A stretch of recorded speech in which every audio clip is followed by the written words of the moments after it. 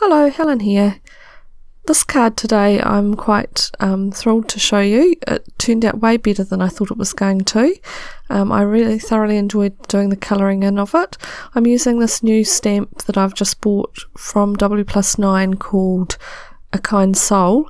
It's a really big stamp, so it's going to be quite versatile, I think. You can use it down on a diagonal across the card. You can use it top and bottom, you could use it down a border, and it's going to be the sort of stamp that you can use lots of techniques on, so it's going to be very good. This next stamp I'm also using it's by Simon Says Stamp, and it's called Sending and Wishing. I'm going to be using my Misty to do the stamping of this.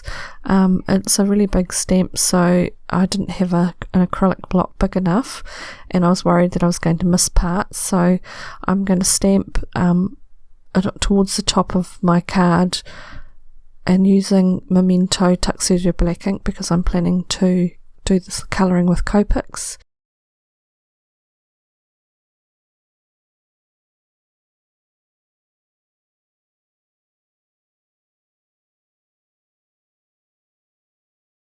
I'm just fiddling around trying to sort out the placement of the stamp so that I don't cut any flowers of the main bigger flowers off. I'm wanting them to be complete flowers if I can.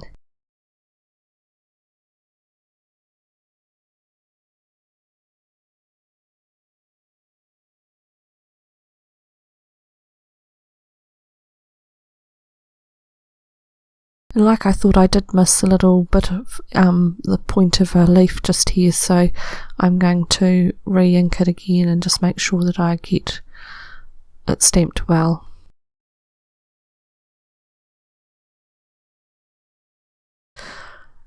And then I turned it round and did the same stamp on the bottom, so I've got two borders, top and bottom. So I'm going to be colouring my image with Copics. Now I'm not an expert by any means, I'm really only just starting doing Copic colouring. I think these are the only 4 pinks I own, so I'm using those, but if you've got another colour combination that you'd prefer to use, then by all means use it.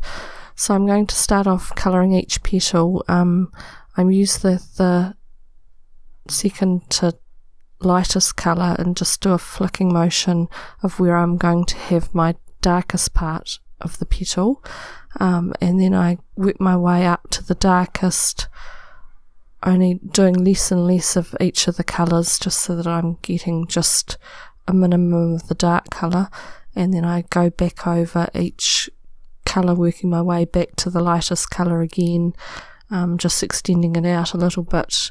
I'm trying to get quite flicking motions and quite definite sort of petal striations. Normally when I do Copic colouring I'm trying to get a smooth blend, but in this case I'm wanting the strokes to be quite obvious so that it looks like sort of patterning on the petals. And then when I've done that, I finally go over the whole petal with the lightest colour just to smooth it all out.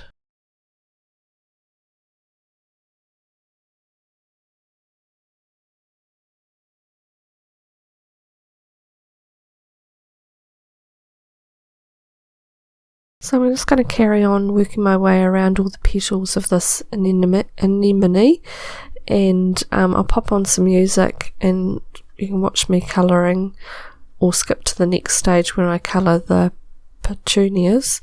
So I'll meet you back when I'm about to do those.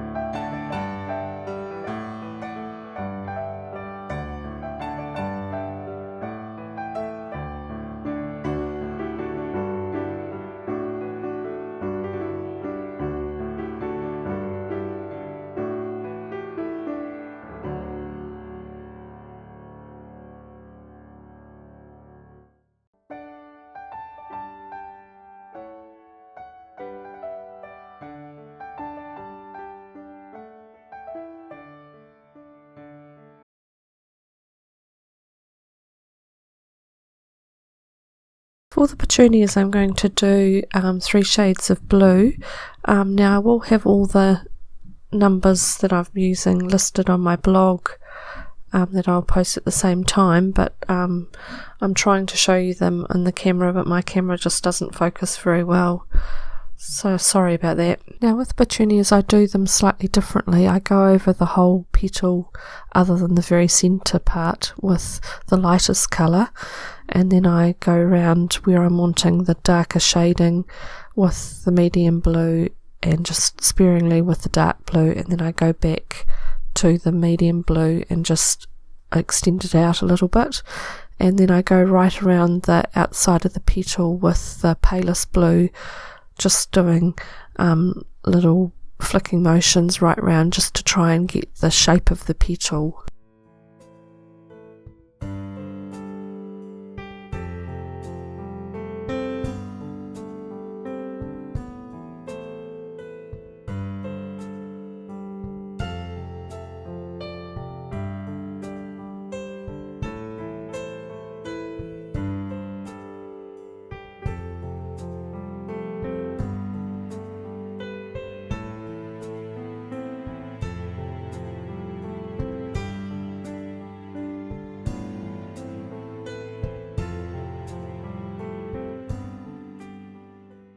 For the greens, I'm using 3 shades of YGs, just because that's the only greens I own.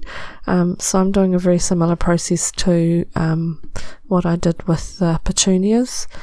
And then I've got 2 shades of brown that I'm just doing the centre of the anemones, just to darken up the centres of those.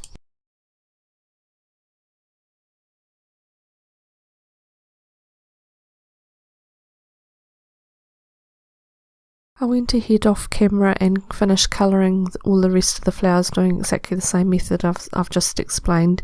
I didn't think you wanted to see me colouring for 2 hours. The next thing I did was go around the centres of the petunias just with a little bit of grey just around the very outside edge, because no flowers are pure white, so just give a little bit of shading. The last step I'm going to do of my colouring is I'm actually going to go around all the flowers and petals around the outline with 2 shades of grey. Some of you might find this very scary, and it does look quite dark when I first do it, but it does soak into the paper and pales up a bit. It just helps pop the flowers off the page, and it's amazing what a difference it makes. I've been watching an amazing colourist called Kelly Litavola do videos on copic colouring, and she swears by doing shading, and I thought I'd have a go at this, and it definitely makes a difference. So what I do is go around with the darkest grey right round the butting up to the leaves and flowers, and then I do a line of a paler grey next to that. And then lastly I go with my colourless blender and just sort of scribble around that edge where it meets the white of the paper, and just sort of blend it out a little just so that it softens that edge.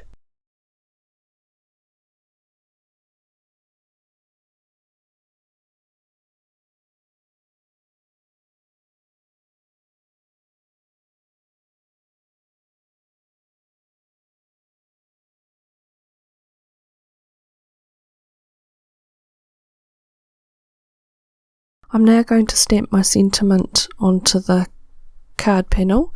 I'm going to use my Misty because I don't want to ruin all the colouring that I've done already by stamping the sentiment wrongly.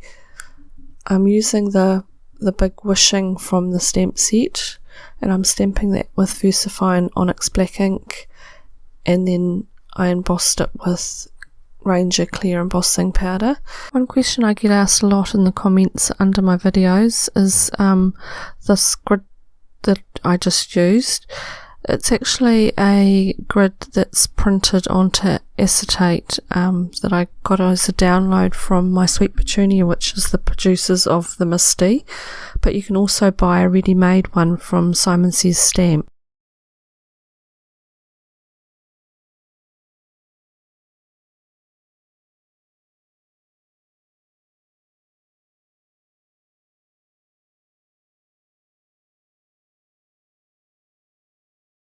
and then I went back and used one of the secondary stamps that says "You the happiest birthday." The panel that I've done my colouring on was 4.5 inches wide, and now I've got a card base that's 5 inches by 7 inches, which gives me a 1/2 inch down one side to put this gold tape. So I peeled the backing of that off and put it down the edge, and then I've stuck down the card panel with some tape runner.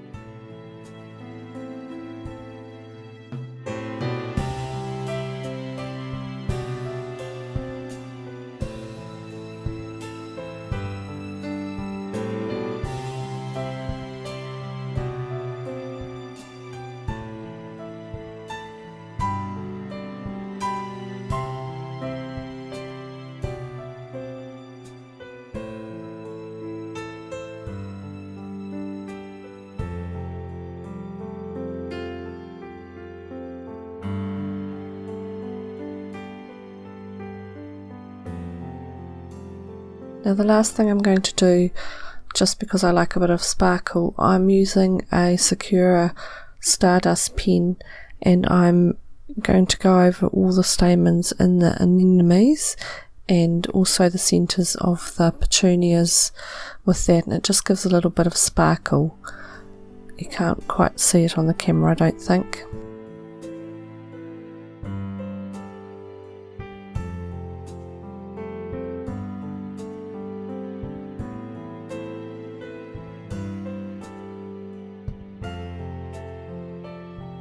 And that's the card finished today. I'll leave you looking at some still shots of close-ups of the card. Please give me a thumbs up if you enjoyed the video, subscribe if you haven't already, and I'll see you next time. Bye for now.